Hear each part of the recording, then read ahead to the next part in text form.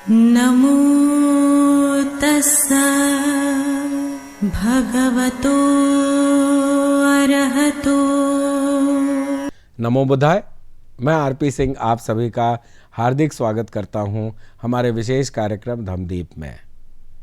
इस विशेष कार्यक्रम में तथागत बुद्ध के जीवन और दर्शन के बारे में बहुत ही महत्वपूर्ण जानकारियां आप तक हम पहुंचाते हैं और यह जानकारियां हमारे देश विदेश में ख्याति प्राप्त विशेषज्ञों द्वारा दी जाती हैं। आज इस कार्यक्रम में हम आपको एक बहुत ही महत्वपूर्ण व्यक्ति से मिलवाने जा रहे हैं, जो हैं भंते डॉक्टर मनीष मेश्राम जी, जो school of Buddhist studies Gautam Buddha university Gautam Buddha Nagar Uttar Pradesh में पठन पाठन के कार्य में लगे हुए हैं। उनसे आग्रह है कि वह इस शुभ कार्य की शुरुआत मंगल गाथा से करें, जिससे कि संपूर्ण विश्व का कल्याण और विशेषकर हमारे प्रोग्राम से जुड़े हुए दर्शकों का हो सके। यह श्रृंखला कई पार्ट में है, इसलिए आपको धीरे धीरे हम इसके अन्य पार्ट दिखाएंगे। बुद्धं शरणं गच्छामि, धम्मं शरणं गच्छामि, संघं शरणं गच्छामि। त्रिरत्नों को वंदन करते हुए मैं अभी जिस विषय के अंतर्गत जो बताने जा रहा हूँ वह है बुद्ध का अष्टांगिक मार्ग। आज के इस तनाव और संघर्ष से मुक्त होने का मार्ग, इस विषय पे मैं कुछ आपके सामने बात करने जा रहा हूँ।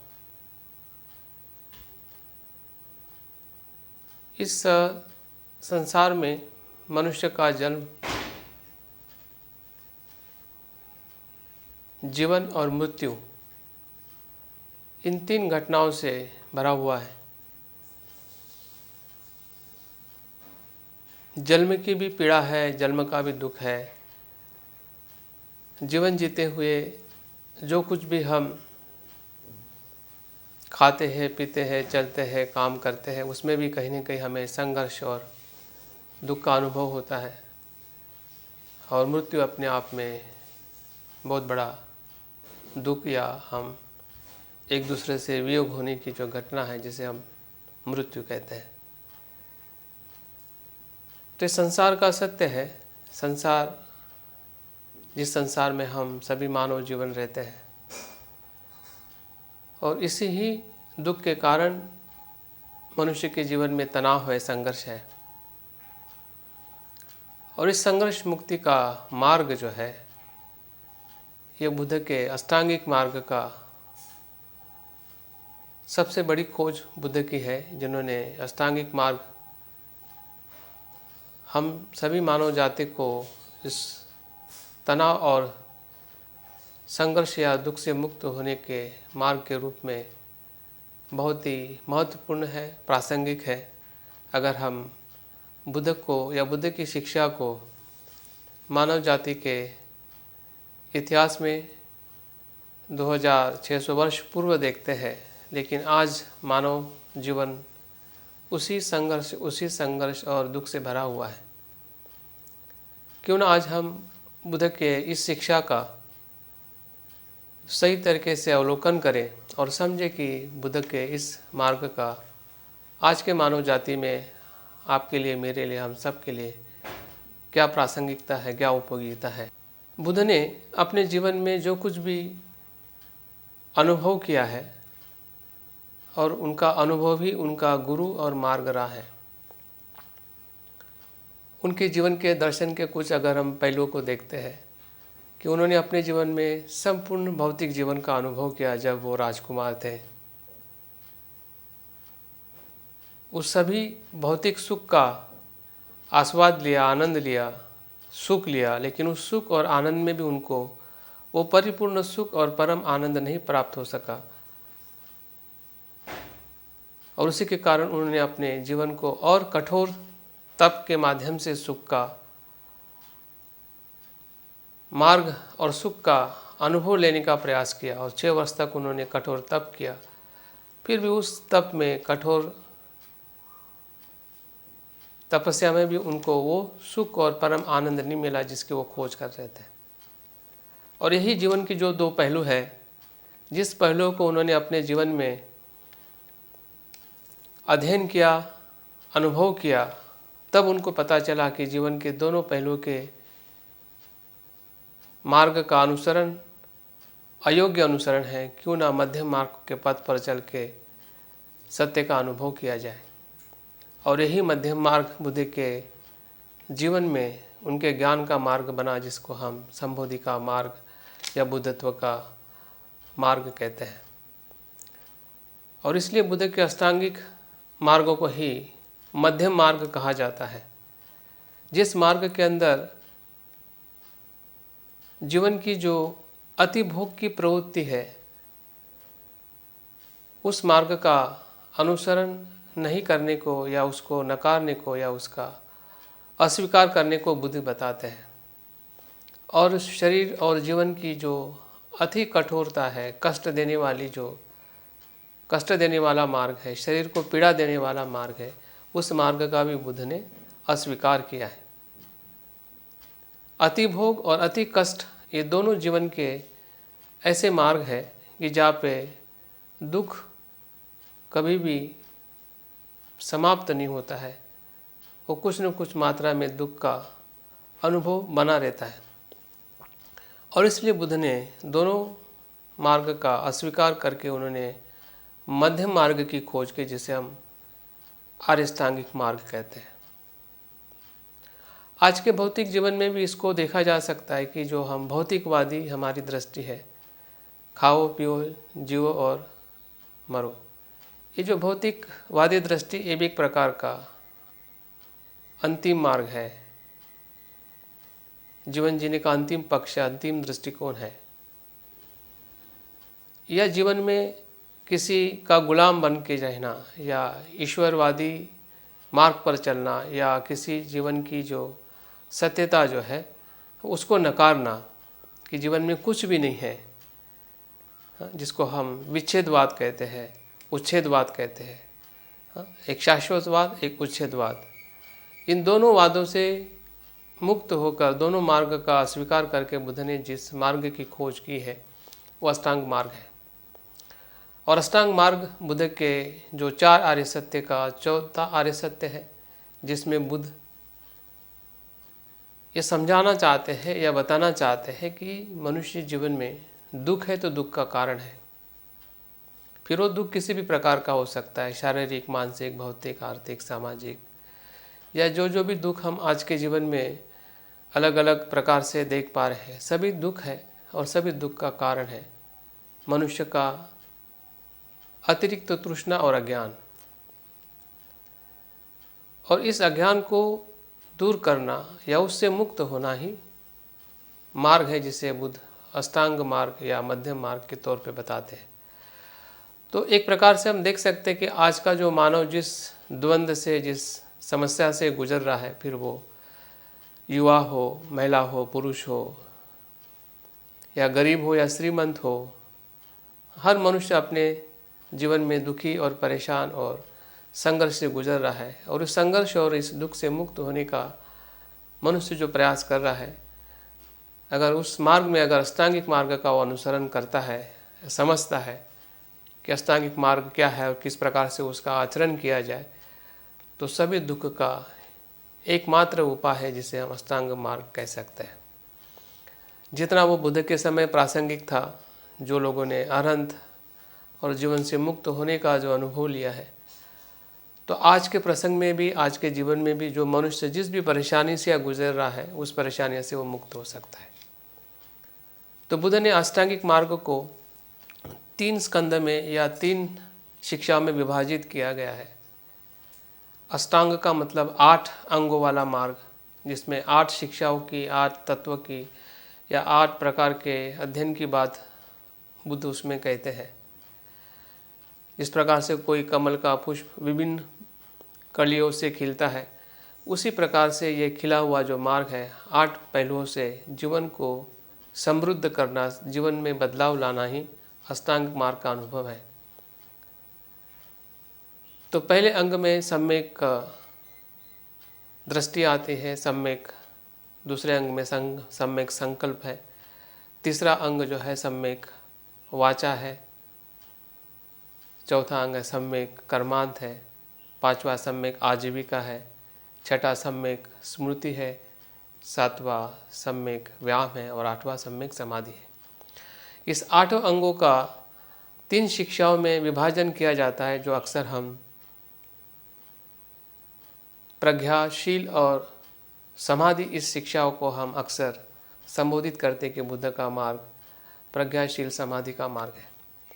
तो ये अष्टांगिक मार्ग का ही विभाजन इस 3 शिक्षाओं में किया जाता है।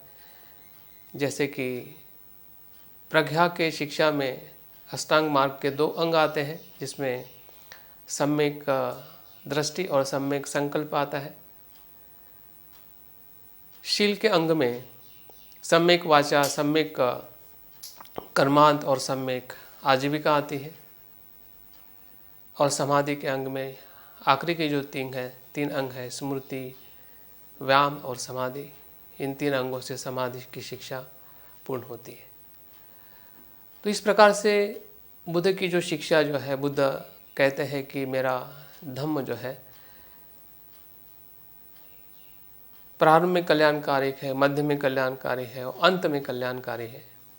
बुद्ध अपने शिष्यों को कहते हैं कि जाओ, लोगों के हित और कल्याण के लिए धम्म का प्रचार प्रसार करो।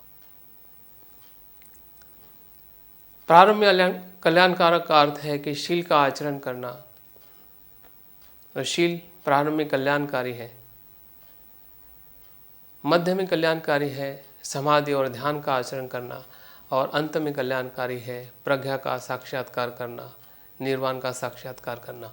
इस प्रकार से अष्टांगिक मार्ग को हम अपने सभी प्रकार की जो शारीरिक समस्या हो, मानसिक समस्या हो, सामाजिक समस्या हो, आर्थिक समस्या हो, उस सभी समस्याओं का समाधान और साथ साथ में जीवन के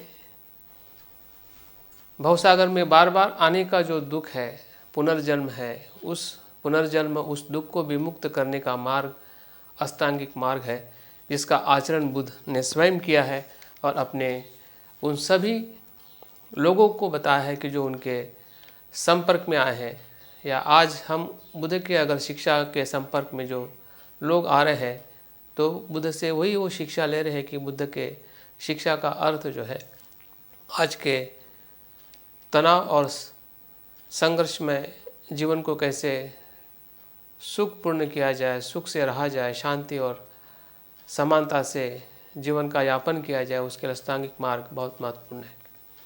इस अष्टांगिक मार्ग को और 2 प्रकार से विभाजित किया जाता है, जिन्होंने उर्गेन भंते संरक्षित जी ने उनको 2 भागों में विभाजित किया गया है, जिसमें दर्शन मार्ग और भावना मार्ग के तौर पे उसको विभाजन किया गया है। दर्शन मार्ग में उर्गेन संरक्षित जी बताते हैं कि उसमें सम्यक दृष्टि का समावेश होता है। दर्शन मतलब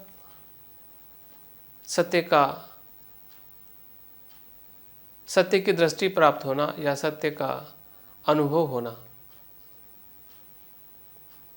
और भावना मार्ग है हमारे पूरे व्यक्तित्व में संपूर्ण बदलाव होना। तो आगे के जो 7 अंग जो है वो संपूर्ण व्यक्तित्व में बदलाव के अंग है। जैसी दृष्टि वैसी सृष्टि और वैसे ही आचरण हमारे जीवन में होता है।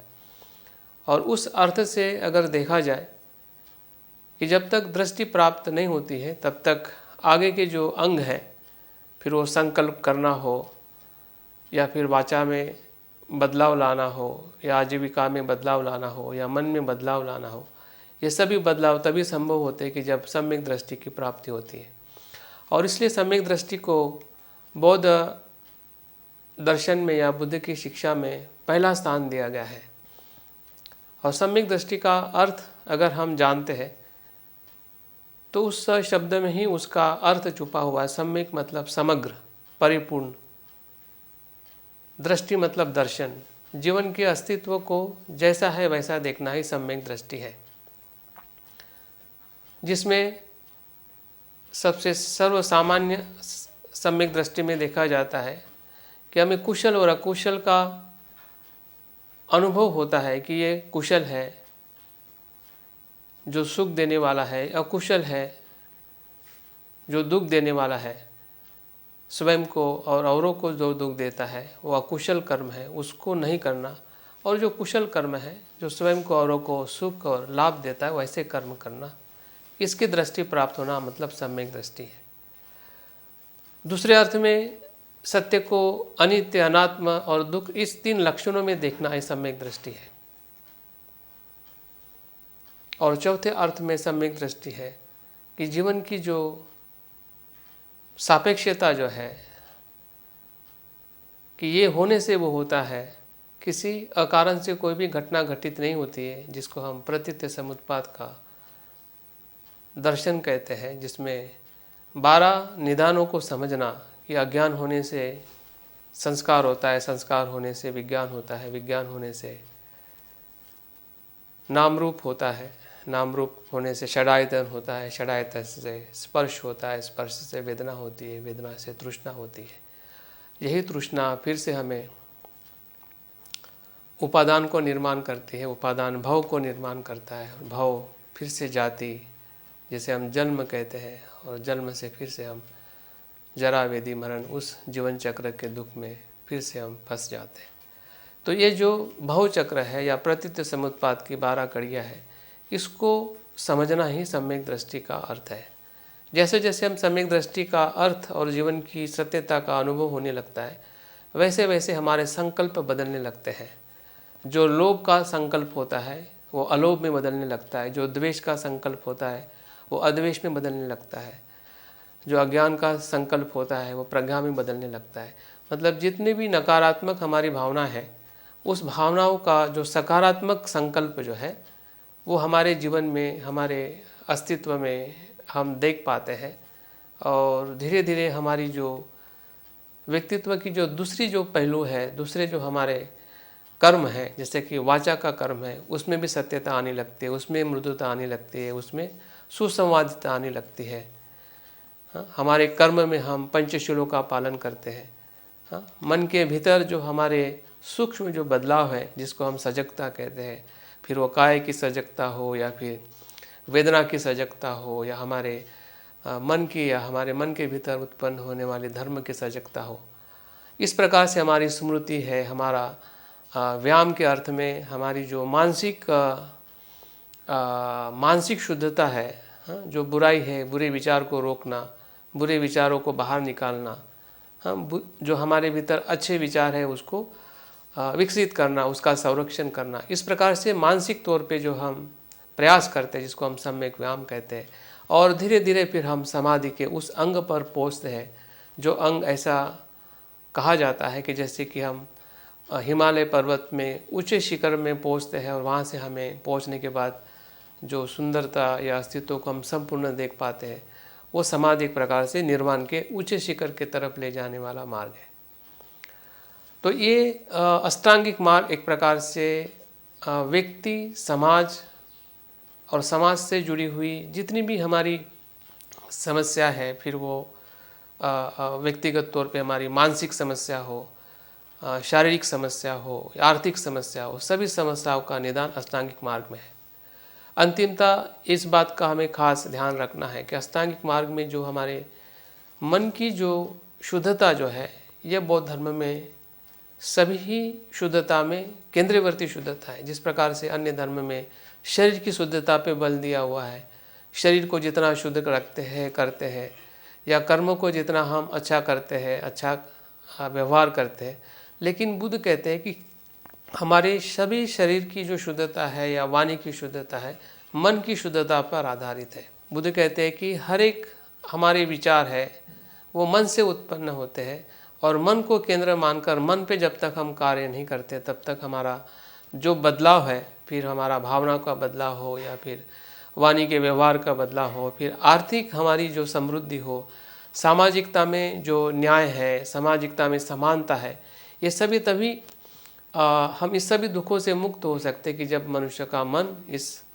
अष्टांगिक मार्ग के आचरण से अगर हम बदलते हैं या उसका उपयोग करके हम जीवन में सुख और शांति चाहते हैं, तो अष्टांगिक मार्ग अपने आप में सर्वश्रेष्ठ मार्ग है। मनुष्य जीवन में अगर देखा जाए तो 5 प्रकार के क्लेश है, 5 प्रकार के विष है या 5 प्रकार की समस्या है। अगर आज के आधुनिक जगत में भी अगर हम अपने जीवन को देखते हैं, एक मनुष्य व्यक्तिगत जीवन में या पारिवारिक या सामाजिक जीवन में, तो हमें 5 प्रकार के समस्याओं से ग्रस्त हम सभी लोग हैं। और इस सभी समस्या का जो समाधान है बुद्ध के समाधि मार्ग में है, जिसमें बुद्ध ने ध्यान एक प्रकार की ऐसी विधि है जिस विधि और आचरण से हम उस मानसिक तनाव से, मानसिक समस्याओं से अगर हम मुक्त होते हैं तो हमारी हर एक समस्या अपने आप में मुक्तता की तरफ हम लेके जा सकते हैं। तो पहली जो हमारी सबसे बड़ी समस्या है या कमजोरी कह सकते हैं या बौद्ध धर्म में उसको विष कहा जाता है, पॉइजन कहा जाता है, क्लेश कहा जाता है, और आज के वैज्ञानिक मनोवैज्ञानिक जगत में मनोविकार कहा जाता है। तो पहला सबसे बड़ा हमारा मनोविकार है वो है चंचलता। हमारी अस्थिरता ही हमारे आज के आधुनिक जगत में हर एक मनुष्य के जीवन में या समाज में चंचलता, विचलितता एक अपने आप में भयंकर रोग लग पड़ा हुआ है। और उस रोग से, उस परेशानी से अगर हमें मुक्त होना है तो बुद्ध बताते हैं कि हमने सजगता का, आनापानसति का ध्यान करना चाहिए। और आनापानसति एक प्रकार से हमारी चंचलता को स्थिरता में लाने का सबसे महत्वपूर्ण साधन है और बहुत ही सरल। कोई भी मनुष्य अपने सांस को देखते देखते अपनी चंचलता को, अस्थिरता को या भटकाव को कम कर सकता है। क्योंकि सांस जन्म से लेकर मृत्यु तक हमारे साथ में होती है। हाँ, बुद्ध ने उसी नैसर्गिक शिक्षा का ही हमें आधार दे के हमारी चंचलता को दूर करने का मार्ग बताया है कि जो समाधि का सबसे महत्वपूर्ण मार्ग है। दूसरी जो बीमारी है, दूसरी जो हमारी मनुष्य जीवन की जीवन की समस्या वो द्वेष, जिसको हम कहते हैं किसी का तिरस्कार करना, किसी को मारना पीटना, हिंसा करना, क्रोध करना, एंगर जिसे हम कहते हैं। तो ये सबसे बड़ी बीमारी है। छोटे छोटे बच्चों से लेके बूढ़े औरत, श्रीमंत हो या गरीब हो, पढ़े लिखे हो या ना पढ़े लिखे हो, हर एक मनुष्य के जीवन में जो द्वेष है, हाँ, नापसंद करने की जो मन की जो बीमारी है, इसका बुद्ध ने जो मार्ग बताया है मैत्री भावना। जब हम मैत्री भावना का आचरण करते हैं कि मैं भी सुखी हूँ, वो भी सुखी रहे, तो इस भावना से धीरे धीरे हमारे मन के भीतर बदलाव आने लगता है। जैसा हमारा दुख है वैसा ही औरों का दुख है, जैसा हमारा सुख है वैसा ही औरों का सुख है। इस प्रकार से जब हम मैत्री भावना से अपने मन को शुद्ध करते हैं, हाँ, एक दूसरे के अस्तित्व को हम स्वीकार करते हैं, हाँ, तो धीरे धीरे हमारे मन के अंदर वो सभी बदलाव आने लगता है, जिस बदलाव का अनुभव हमें सुख और शांति की तरफ ले जाता है। तीसरा और महत्वपूर्ण हमारे जीवन में दुख है या समस्या है वो है लोभ। अभी लोभ और ज़रूरत में फ़र्क है। बुद्ध ज़रूरत को नकारे नहीं है। जीवन की जो सार्थकता है, आवश्यकता है, बुद्ध ने उसे लोभ नहीं कहा है। अगर हमें चलने के लिए, घूमने के लिए, फिरने के लिए, रहने के लिए जो जो चीज़ों की हमें भौतिक ज़रूरत है, आवश्यकता है, उसको बुद्ध ने स्वीकार किया है। लेकिन उसकी अतिरिक्त जो हमारी चाहत है या उसमें सुख ढूंढने की जो चाहत है, उससे आपकी ज़रूरत पूरी हो सकती है लेकिन सुख नहीं मिल सकता है, क्योंकि वो वस्तु जो है वो अनित्य है, वो आपको सुख देने वाली नहीं, वही उसका स्वभाव है। लेकिन अगर उससे हम सुख चाहते हैं तो हमारी तृष्णाएं, लोभ उसमें बढ़ जाता है, वही हमारे दुख का कारण बनता है। उसको बुद्ध बताते हैं कि हमारे जीवन की जो अनित्यता है या जो उसके भीतर जो अशुभता है, फिर शरीर का अशुभता हो, संसार की अशुभता हो, संसार का जो स्वभाव हो, उसको देखने का बुद्ध ने ध्यान बताया। जैसे कि मरणानुस्मृति बुद्ध बताते हैं कि अगर हम मृत्यु का चिंतन करते हैं तो सभी प्रकार के लोभ जो है उसके प्रति हम धीरे धीरे कम होने लगते हैं और हमारे भीतर का लोभ का जो अवगुण है, लोभ का जो दुख है वो कम होता है। चौथा जो हमारे जीवन में दुख का कारण है अहंकार, मैं, मेरा। इस अहंकार को बुद्ध की शिक्षा इस प्रकार से तोड़ती है कि जो जिसे मैं कहते हैं, हाँ, मैं को बुद्ध कहते हैं कि मैं के अस्तित्व को हमने चिंतन के रूप में देखना चाहिए कि मैं सही में कैसे है, किसे हम मैं कहते हैं। जैसे कि हम किसी मोबाइल को या किसी वाहन को मैं कहते हैं कि ये वस्तु है, लेकिन उसके अलग अलग पार्ट से बनी हुई है। मतलब मैं का जो अनात्म जो स्वभाव है उसको देखने का बुद्ध ध्यान बताते हैं, जिसको अनात्म लक्षण कहते हैं। कि मैं को भी हमने विश्लेषण परीक्षण करके भीतर देखना चाहिए कि मैं के विभिन्न पहलू हैं। तो जब विभिन्न है तो उसमें मैं कैसे रह सकता है। उसकी जो अनित्यता जो है, उसका अनात्मता का जो बोध है, वो अपने आप में उस विकार से, उस मानसिकता से बाहर लाने के लिए अनुभव है। और अंतिम जो मन का जो रोग है वो अज्ञान। अज्ञान का अर्थ है कि जो सत्य है उसको नहीं जानना। अज्ञान और ज्ञान में अ का ही फर्क है। अज्ञान में ज्ञान है लेकिन अपूरा ज्ञान है, ज्ञान में पूरा ज्ञान है। कि जब हम अस्तित्व को जैसा है वैसा देखते हैं कि कोई भी अस्तित्व अपने कारण से उत्पन्न होता है, अकारण से कुछ भी उत्पन्न नहीं होता है, और हर कारण दूसरे कारण को निर्माण करने का कारण बन जाता है। और इस प्रकार से पूरी श्रृंखला जो है जीवन की, फिर हमारे कुशल कर्म की श्रृंखला हो या कुशल कर्म की, दुख आने वाली श्रृंखला हो या दुख सुख आने की श्रृंखला हो, सब कुछ प्रतीत्य से उत्पन्न है, सापेक्ष है। तो इस प्रकार से जब हम जीवन की सत्यता को समझते हैं, जानते हैं, उसकी यथार्थता में जैसा है वैसा देखते हैं, तो अज्ञान भी अपने आप में समाप्त हो जाता है। तो इस प्रकार से अष्टांगिक मार्ग का अगर हम एक उदाहरण के तौर पे मैं अंतिम बात करके पूर्ण करना चाहूँगा कि कहानी ऐसी है कि एक राजा होता है और राजा अपने मंत्री को कहता है कि आज मुझे मनोरंजन करने के लिए कुछ ऐसा प्रयोग करो या ऐसा कुछ काम करो जिससे मैं आनंदित और मनोरंजन कर सकूं।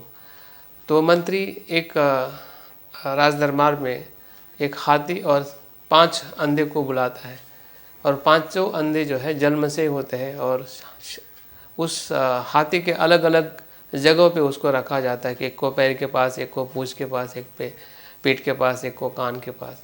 तो ये 500 जो अंधे जो है इस हाथी को अपने स्पर्श के अनुभव से वो टटोलते हैं और अपनी बात पे वो अटल रहते हैं कि हाथी खम्बे जैसा है जो उसके पैर को पकड़ता है।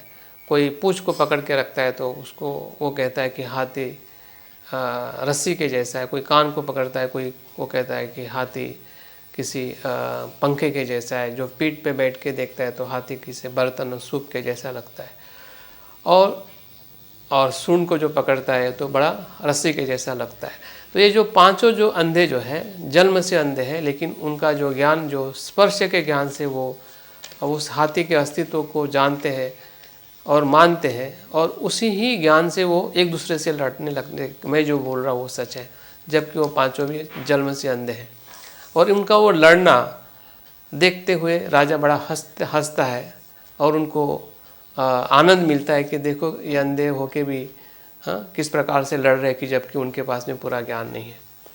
तो इस कहानी में ये समझना है कि अस्तित्व को जब हम एक पक्ष में देखते हैं, एक ही अनुभव में देखते हैं, तो उसके दूसरा पक्ष या उसके दूसरे जो पहलू है उसको हम नकारते हैं।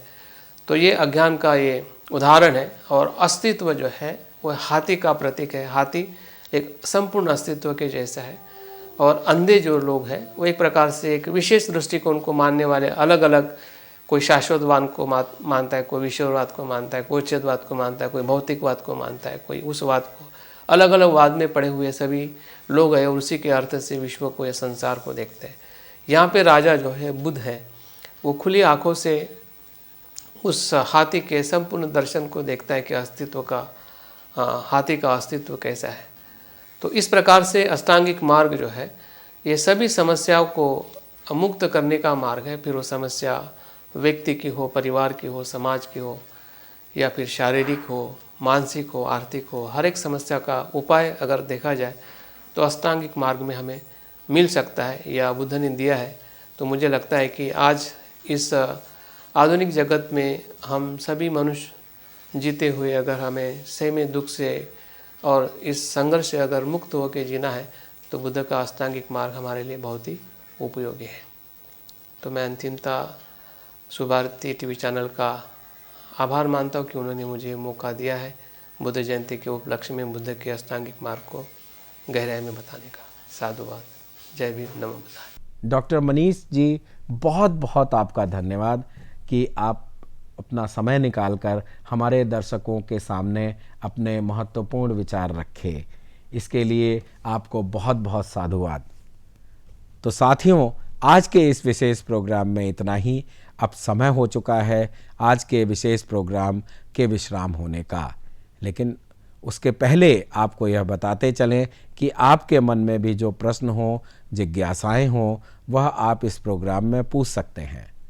और प्रश्न पूछने के लिए आप हमारे व्हाट्सएप नंबर 9639010109 पर अपना प्रश्न भेज सकते हैं, या हमारी ईमेल आईडी subhartibuddha@gmail.com पर भी आप भेज सकते हैं। तो मुझे उम्मीद है कि आप अपनी जिज्ञासाओं को दबाएंगे नहीं और हमारे इस विशेष प्रोग्राम का हिस्सा बन अपनी जिज्ञासा को शांत करेंगे। तब तक मैं आरपी सिंह डॉक्टर मनीष मेश्राम जी के साथ आप सबसे लेता हूं विदा। नमो बुद्धाय। कल इसी समय आपके समक्ष हम फिर उपस्थित होंगे। एक बार फिर आपको मैं बोलता हूं नमो बुद्धाय। नमो तस्सा भगवतो